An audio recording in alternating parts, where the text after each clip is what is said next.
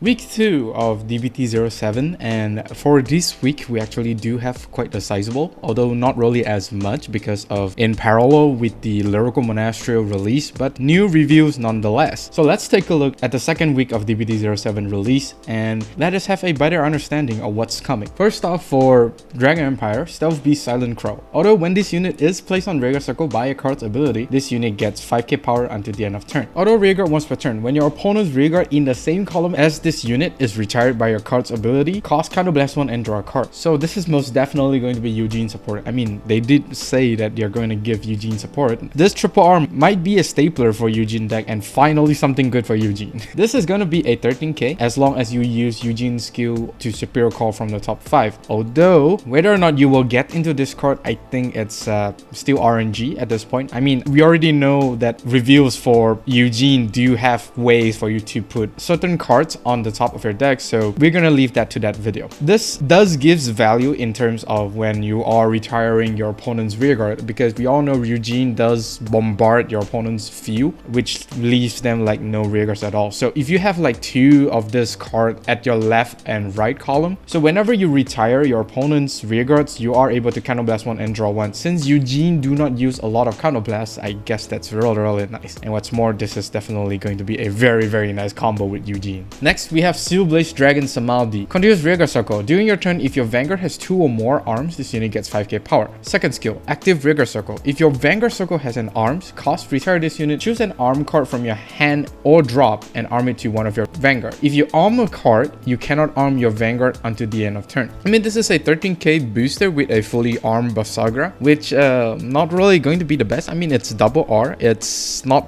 really like the best support out there for Bavsagra. This card does helps with arming from the drop zone, so whenever you used up either the gun or the sword, you are able to recycle that arms order at the cost of this unit. This unit does not really cost a counterblast, so I think it's very nice. And since it's technically changing either 1 counterblast or 1 soul for this unit's arm skill, so it's actually not that bad of a card, but I think there should be much more for Bavsagra.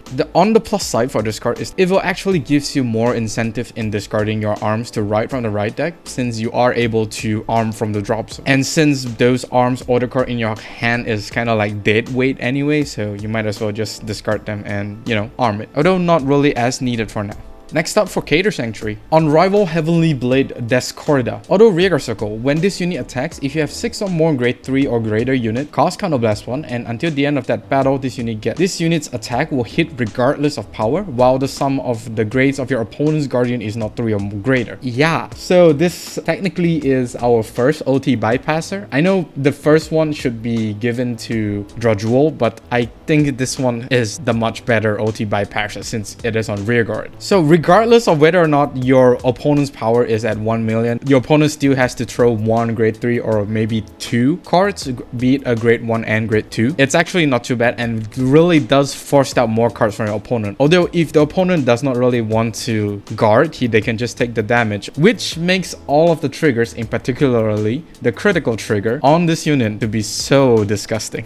So with more of this card being introduced in Overdress, hopefully the OT will see less and less game defining, but I don't know, this card is like the only card at the moment. We're gonna have to wait until like every single deck has it, but then again, OT does not really occur that much, although when it does occur, you at least have a safety line for you to bypass that 100 million power. I'm not going to go into the OT is good or bad debate just yet. The next one, we have Heavenly Wings of Purity Honnettaria. Although when this unit is placed on rearguard, if you have a Vanguard with Bastion in its card name, cost Counterblast 1, choose up to 1 grade 3 card from your hand and call it the Rearguard Circle. If you call a card and you have 5 or more units, draw a card. Second skill, Continuous Rearguard Circle. During your turn, if you have 6 or more units, this unit gets boost. So this is a cheaper Alden, although with slightly more restriction, because he does restrict you to having a Bastion Vanguard, meaning that this is going to be a grade 3 turn usage, as well as you need to have 5 or more units. Alden does not really need to see this, although it does cost 1 extra counterblast. Hey, you do get an extra card. I think it's going to be really great, and him being a 13k booster is actually very nice. And not to mention, Bastion, the grade 3 one, does give a small power boost, so this is a 15k booster. But then once you go into grade 4, this is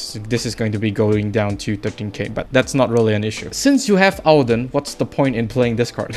Well, I guess if you want to play the triple R, which is the previous card, this card costs 1 counterblast, which means you are able to spare that 1 counterblast for the OT bypasser, which is super nice if you ask me. But space, I think, will probably still be an issue, depending on how your build is going to be. The current build for Bastion is, I think it's super nice already, just that counterblast is a little bit too heavy for the OT bypasser usage. But overall, a very quality support for Bastion. Next up, we have Graceful Heavenly Flash Hermona. Auto back row center rearguard circle. When a Vanguard with Bastion in its card name is attacked, cost Soul Blast 1, move this unit to Guardian Circle, and this unit gets 15k shield until the end of that battle. Yeah, some defensive option for Bastion. I mean, this is not like the first card that we see is a defensive option for Bastion. We do already have a grade 3 card that actually does gain a shield. This is slightly more restricted, I would say. She has to wait until you are Bastion, and she costs 1 Soul Blast, and she needs to be at the back row center rearguard, so it's not really that great. Most probably will be a skip, but if you do find yourself like struggling to survive, yeah, do tech 1 or 2 maybe, but overall I think probably will be a skip. Next, for Stoichiea, we have Knight of Sincerity Alfonso. Auto, when this unit is put on Guardian Circle, if you have 2 or more grade 1 or less back row rearguards, Soul Charge 1. Yeah,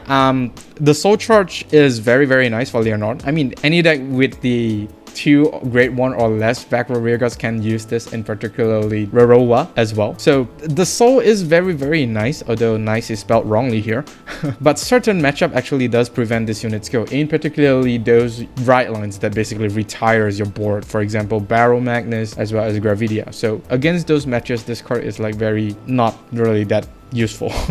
So most probably be a skip, because there are other better cards to be run other than this card. I think this card does not carry its own value as much. Next, we have Trigeminal Assault. Auto rearguard circle. Once returned at the end of the battle that this unit boosted, cost Soul Blast 2 and stand this unit. Yeah, I'm kind of unsure as which right line this card is supporting, because I want to say Flakberg, but I don't know. This is like it's a 7k as well. I'm gonna skip this. For Brandt Gate, we only have 2 cards for Brandt Gate. Watching Monster Proteed. Auto rearguard circle. When your other rearguard is retired during your opponent's turn, cost bind this unit and put that retired card into your hand. Yeah, skip. Just skip this because it's not good. It's not good. Lastly, we have Erosion Demonic Monster Nautigalbas. Auto rearguard circle. When this unit attack hits a Vanguard, if your auto zone has 2 or more cards, you may draw a card. If you do, choose a card from your hand and put it into your soul. This card does helps with hand filtering and as well as giving you that soul resources, but most likely this is going to be a skip as you have more important units to be run. I know I do skip quite a bit, but in all honesty, I think all these cards are for budget player more than, you know, those really competitive, and if you have the budget to basically fully build a deck. But you can run this, it's really not that bad. The value is just not there, if you ask me. And that is all for second week. It's not really like a lot because, as mentioned before, all of these reviews are in parallel with the lyrical release, so they don't really have a lot, so which means I do need lesser time to edit this video, so that's really nice. Do like and subscribe if you like this video, and of course do ring the bell notification icon so that you don't miss a video I upload. With that being said, I'll see you all on the field.